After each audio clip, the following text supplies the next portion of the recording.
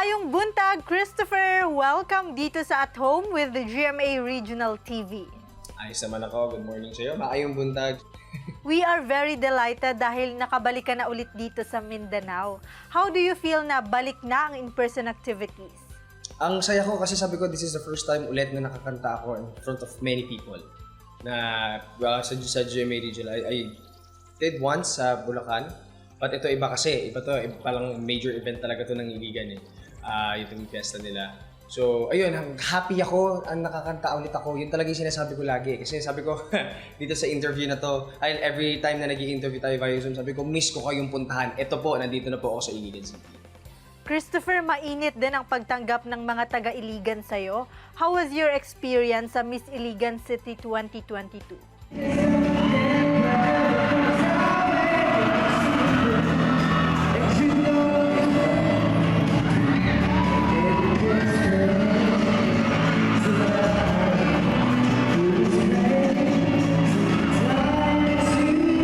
Naramdaman ko yung sabik din sila. Kasi sabik ako sa kanila. Ako una na sabik, pero mas sabik sila.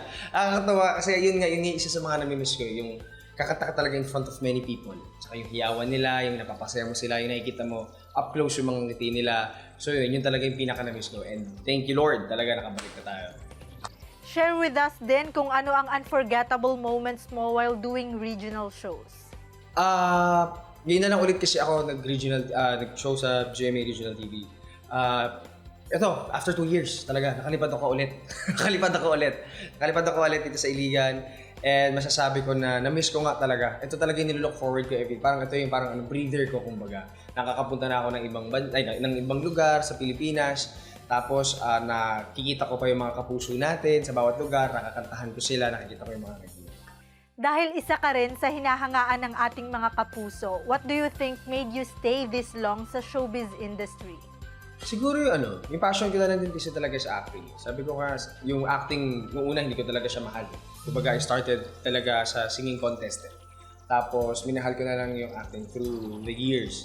Sabi ko, ang ganda ng stepping stone ni Lord. Na parang, inuna niya yung singing, then makikita ko yung purpose ko talaga din sa acting. Do you also have any other roles na gusto mo pang ma-portray?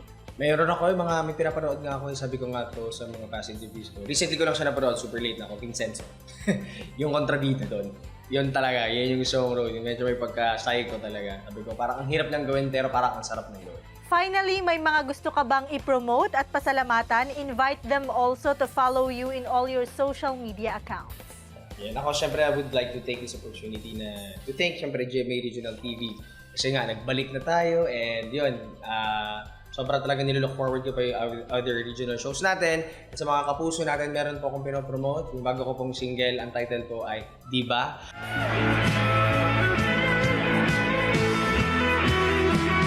Babalik ka pa, diba? Mahal mo ba ako? Diba? Abangan nyo po yan. So ayun, follow nyo po ako sa Instagram, Christopher Martin _ sa TikTok po, Christopher Martin, sa Twitter, @Flintstones, and yung sa Facebook page ko po, Christopher. Thank you mga kapuso. Thank you so much for your time, Christopher. More power sa iyong career. Ingat ka!